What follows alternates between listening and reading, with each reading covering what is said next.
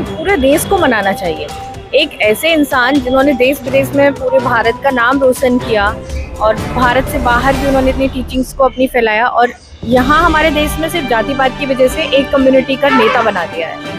जबकि ऐसा नहीं होना चाहिए। एक महान इंसान को हर किसी को इच्छा है और मैंने मास्टर्स किया हुआ है और अभी पूरा नाम बताइए।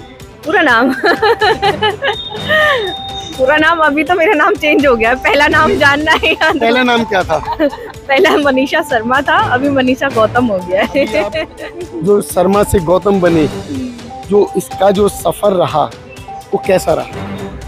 थोड़ा सा मुश्किल था, बट अगर करना चाहो तो क्या नहीं हो सकता। बस वैसे ही कुछ और चीज़ें बदल गई और काफ़ी पॉजिटिव चेंजेस ही हुए हैं और मैं बहुत खुश हूँ। कुछ साल आप एक सदी पीछे जाके देखिए, ऐसा बिल्कुल भी नहीं था। वुमेन्स के बिल्कुल अधिकार नहीं थे, आप पढ़ नहीं सकते थे, आप घर से बाहर नहीं निकल सकते थे। सबसे बड़ी बात, वुमेन्स को एजुकेशन राइट नहीं थे। तो ऐसा तो बिल्कुल कभी पॉसिबल नहीं था कि अगर बाबा साहब नहीं होते तो ये सारी चीज़ें हम आज एक इक्वल दर्जे पे खड़े होते। बिल्कुल इक्वल दर्जा नहीं मिलता, ना मेंस में ना वुमेन्स में और ना ही इस कास्टिज्म में। जो इस इंडिया में कास्टिज्म सबसे बुरी जड़ है, इस कास्टिज्म में भी किसी को इक्वल दर्जा नहीं मिलने वाला था। लेकिन आज सिर्फ जो ये पॉसिबल हुआ वो बाबा साहब की टीचिंग्स की वजह से नहीं है। आपसे कोई कुछ भी कह के चला जाएगा, आपने तो आज तक सिर्फ पूजा पाठ किया है, आपके पास तर्क नहीं है, आपके पास वर्ड्स नहीं है उसको बोलने के लिए, आप कैसे अपोज करोगे उसको? नहीं करोगे। तो पहले अपने पास शब्दों की साथियों, जय भीम, मैं अरुण कुमार। साथियों, मैं भी बाबा साहब के महापरिनिर्वाण स्थल पर हूँ। बाबा साहब इसी स्थल पर रहे थे और उन्होंने अंतिम सांसें ली थी। इस स्थल को जो बनाने का जो कार्य किया मोदी सरकार में हुआ, लेकिन ये स्थल दलितों के लिए प्रेरणा स्थल के रूप में जाना जाता है। महापरिनिर्वाण दिवस के रूप में यहाँ और 14 अप्रैल को जो जनता है पूरी तरीके से अपने आप को समर्पित होकर इस स्थल पर आती है बाबा साहब को नमन करने के लिए। तो इसी स्थल पर पहले भी आप लोगों को परिचय कराया, जिस समय इनकी शादी हुई थी। एक समाज की बेड़ियों को तोड़कर जो ब्राह्मण परिवार से ये बेटी आई थी और जो ऐसी समाज के बच्चे के साथ शादी की और शादी जो की वो बुद्ध रीति रिवाज से की थी। पूरी तरीके से अपने आप को बदल कर आज हमने जो आज ये महापरिनिर्वाण दिवस के रूप में जो यहाँ शोक सभा के रूप में लोग आए हैं, यहाँ हमने इन्हें देखा है, तो इनसे बात करते हैं। जय भीम। बेटा, आज आप इस स्थल पर हो, मैंने दूसरी बार आपसे जो मुलाकात कर रहा हूँ, तो आपको कैसा लग रहा है? बहुत अच्छा लग रहा है।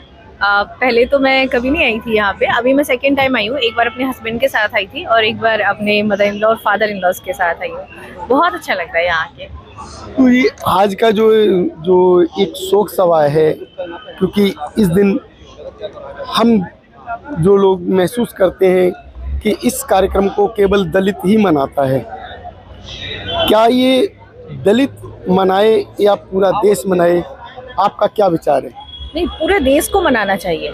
एक ऐसे इंसान जिन्होंने देश विदेश में पूरे भारत का नाम रोशन किया और भारत से बाहर भी उन्होंने अपनी टीचिंग्स को अपनी फैलाया और यहाँ हमारे देश में सिर्फ जातिवाद की वजह से एक कम्युनिटी का नेता बना दिया है। जबकि ऐसा नहीं होना चाहिए। एक महान इंसान को हर किसी को पूछना चाहिए।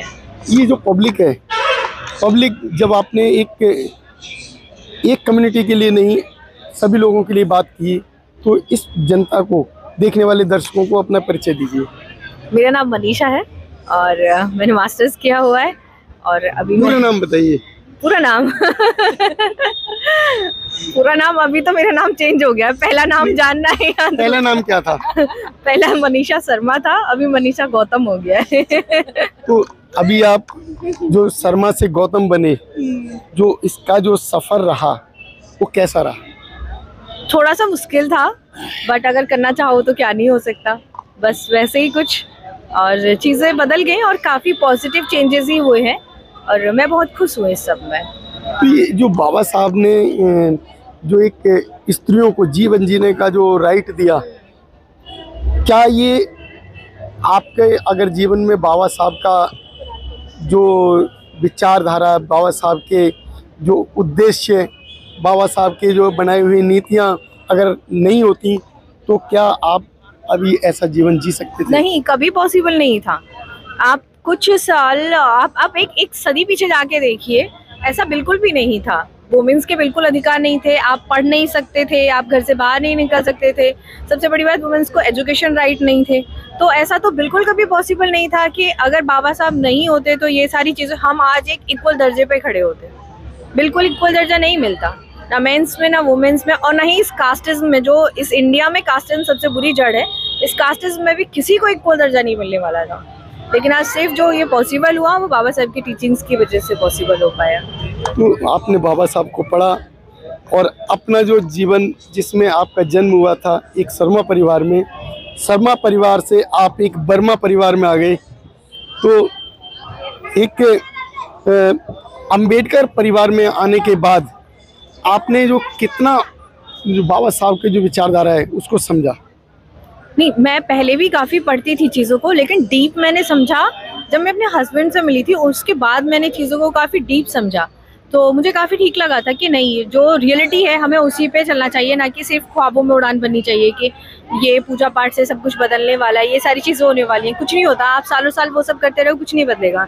खुद का अपलिफ्टमेंट करो, चीज़ों को पढ़ो, आगे बढ़ो, उसी से होता है फिर। और बहुत ज़्यादा जब मैंने डीप जाना तो वो यहाँ घर में आके जाना चीज़ों को, तो अच्छा लगा, काफ़ी बहुत अच्छा लगा। जैसे आप बाबा साहब के आज परिनिर्वाण दिवस पर आए हैं, जी। तो आज के जो परिनिर्वाण दिवस को जो मनाने का उद्देश्य महिलाओं को क्या होना चाहिए? महिलाओं को, सभी तबके की महिलाओं को ये होना चाहिए कि आज जो हम यहाँ पे खड़े हुए हैं, इतना आज़ादी से घूम फिर पा रहे हैं, आज़ादी की लाइफ जी पा रहे हैं, थैंकफुल होना चाहिए बाबा साहब का। महिलाओं को खासकर होना चाहिए, तो मानना चाहिए, सबको मानना चाहिए। अगर बाबा साहब नहीं होते और आप एक हिंदू परिवार में, शर्मा परिवार में जीवन जी रहे होते, तो क्या आपको सुख सुविधाएं मिलती? सबसे पहले तो पढ़ने का अधिकार ही छीन लिया जाता और बहुत सारे कस्टम्स के अंदर बांध दिया जाता, जैसा कि आज भी बहुत सारी जगह पे होता है। लेकिन जब क्या होता है कि थोड़ा थोड़ा पढ़ते हैं तो आवाज़ मुखर होने लगती है कि नहीं, ये हमारे राइट्स हैं और हमें पढ़ना है। और वो सारे के सारे राइट्स वुमेन्स को बाबा साहब ने दिए थे, तो ये बहुत बड़ी चीज़ होती है। बाबा साहब ने कहा था शिक्षा वो अधिकार है जिससे पढ़ने लेने के बाद दहाड़ते हैं।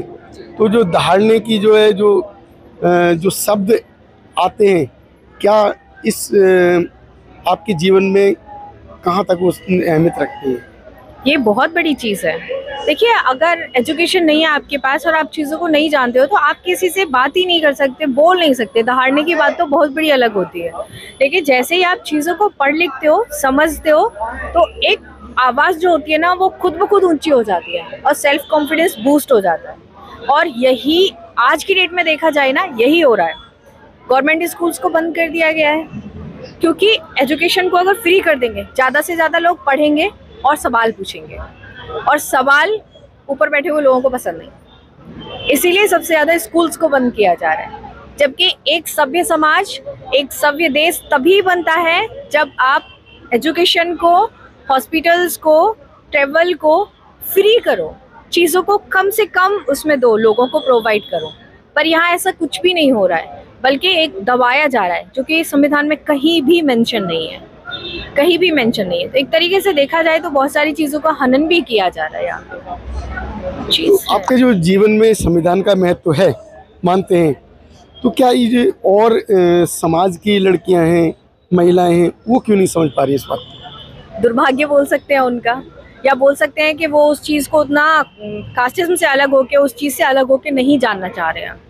जबकि मैं बोलना चाहूँगी कि उस चीज़ से अलग होके, अलग हटके उन चीज़ों को ज़रूर पढ़ना चाहिए जो आपके हाथ में एक पावर प्रोवाइड करते हैं। If you have no power, आप कहीं नहीं जा सकते, आप कुछ नहीं कर सकते।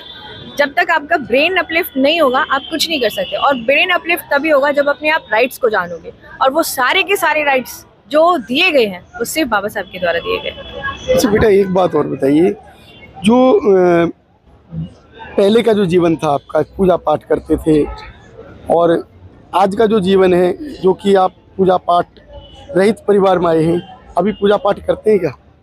नहीं, अभी तो मुझे इसकी शायद ज़रूरत भी नहीं लगती। हाँ, इसकी ज़रूरत नहीं लगती, क्योंकि सबसे ज़्यादा ज़रूरी होता है कि आप खुद को जानो।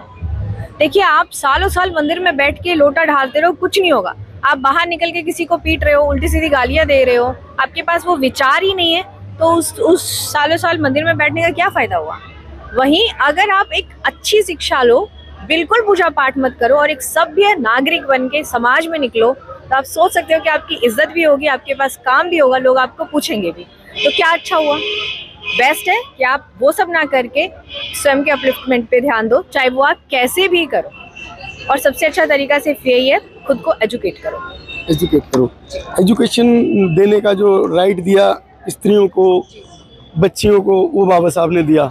इस देश में आज जो बच्चियां शिक्षित हो जा रही हैं, लेकिन अभी पूजा पाठ पाखंड पाठ से नहीं निकल पा रही हैं, उन्हें क्या कहोगे? मैं यही कहना चाहूंगी कि जल्दी से जल्दी इन सब चीज़ों को पढ़ो, जानो और समझो और इस सबसे बाहर निकलो, क्योंकि जब तक आप इस सब में फंसे रहोगे आप कुछ नहीं कर पाओगे लाइफ में।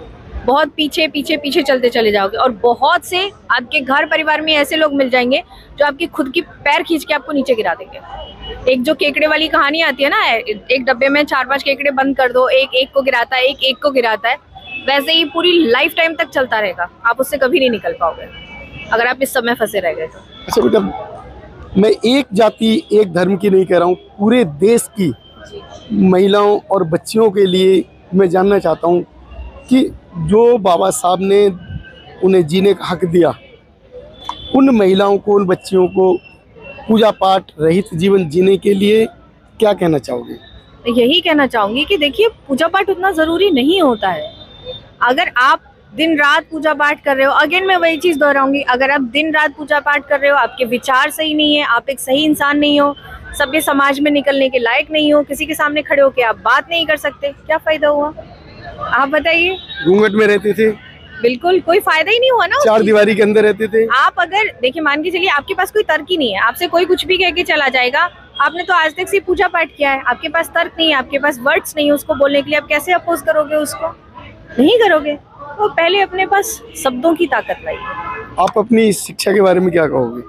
मैंने डुअल मास्टर्स किया है, डीएलएड किया है, पीएचडी के लिए मैं तैयारी कर रही हूँ। आगे जितना होगा मैं इस समाज में अपना योगदान ज़रूर दूंगी और सबसे ज़्यादा जो मेरा योगदान रहेगा आगे वो महिलाओं के लिए ही रहेगा, क्योंकि मैं जानती हूँ आज भी महिलाओं की कंडीशन इस देश में बहुत अच्छी नहीं है। तो ये काम तो बेसिकली देखा जाए तो सरकार को करना चाहिए, बट सरकार तो शायद किसी और चीज़ में ही बिजी है, तो ये हमें ही करना पड़ेगा। और मैं एक पूरी कम्युनिटी आगे लाइफ में बनाना चाहूँगी कि इस सब चीज़ की ओर थोड़ा ज़्यादा ध्यान दिया जाए। तो एक जो हिंदूवादी और अंबेडकरवादी महिलाओं के लिए 2 लाइन ऐसी कहो जो कि समाज को आपकी बात मानने पे मजबूर होना पड़े। हिंदूवादी और अंबेडकरवादी